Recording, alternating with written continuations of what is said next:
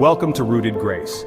Today we enter one of the most visual, mysterious, and powerful books of the Bible, the Book of Ezekiel. Ezekiel was a prophet and priest exiled to Babylon after Jerusalem's fall. He speaks to a broken people far from home, drowning in despair. This book is filled with wild visions, strange acts, and unforgettable imagery, but its purpose is clear. God is holy. He is sovereign, and he is not finished with his people. Let's explore the message of Ezekiel. Ezekiel begins with a vision of God's glory, 4 living creatures, wheels within wheels, eyes everywhere, lightning, fire, and a throne. Above it all, a figure like that of a man, glowing with light. This is the glory of the Lord. Ezekiel falls face down. Then God speaks, "Son of man, I am sending you to a rebellious people." He's told to speak God's words, whether they listen or not. He eats a scroll filled with lament and woe. God's word is to be consumed, internalized, and delivered. Ezekiel becomes a watchman for Israel, responsible to sound the alarm. Ezekiel performs sign acts to warn Israel. He lies on his side for hundreds of days, he cooks food over cow dung, he shaves his head and burns the hair. Each act symbolizes judgment. God calls out idolatry, injustice, and hypocrisy. In chapter 8, Ezekiel sees the temple, defiled with idols. Then God's glory departs from the temple. The unthinkable has happened. God is no longer dwelling among his people. Judgment is inevitable, but hope is not lost.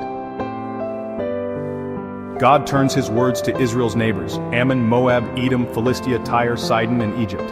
Each is judged for pride, cruelty, and mocking Israel's fall. One key theme: God is God over all nations. No one escapes his justice. Tyre's king is compared to Eden's guardian cherub, full of beauty but corrupted by pride. Even the greatest cities fall when they exalt themselves above God. Sovereignty doesn't stop at Israel's borders.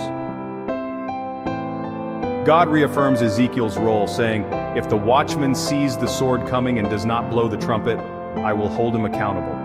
But if he warns them and they don't listen, their blood is on their own hands." God says, "I take no pleasure in the death of the wicked, but rather that they turn and live." Repentance is always God's goal. Even in exile, the door is open to return. God condemns Israel's leaders, false shepherds who fed themselves instead of the flock. "I myself will search for my sheep, I will rescue them. And I will place over them one shepherd, my servant David. He will tend them." This is a prophecy of Jesus, the Good Shepherd. He doesn't exploit the sheep, he lays down his life for them. God promises to restore Israel, not because they deserve it, but to honor his name. "I will give you a new heart and put a new spirit in you." Then comes one of the most famous visions, the Valley of Dry Bones. Ezekiel prophesies and the bones come together, flesh appears, breath enters. It's a picture of spiritual resurrection. God can bring life to what looks dead. This is the power of his Spirit. In a dramatic prophecy, Ezekiel describes Gog of Magog, a leader who attacks restored Israel. But God intervenes, Gog is defeated, God's name is exalted. These chapters remind us God defends his people. No enemy is too great, his power secures the future. Ezekiel sees a future temple, massive, holy, precise. The glory of the Lord returns, filling the temple once more. Worship is restored, sacrifices are described. And then comes a vision. A river flows from the temple threshold. At first ankle deep, then waist deep, then over the head.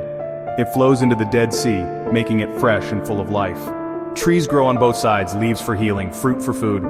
This is a picture of the restoration of Eden, a new beginning.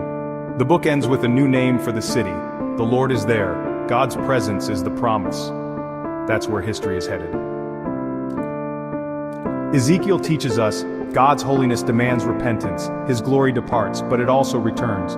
Judgment comes, but so does resurrection. God doesn't just want to rebuild cities, he wants to renew hearts. Jesus is the shepherd, the Son of Man, the true temple, and the source of living water.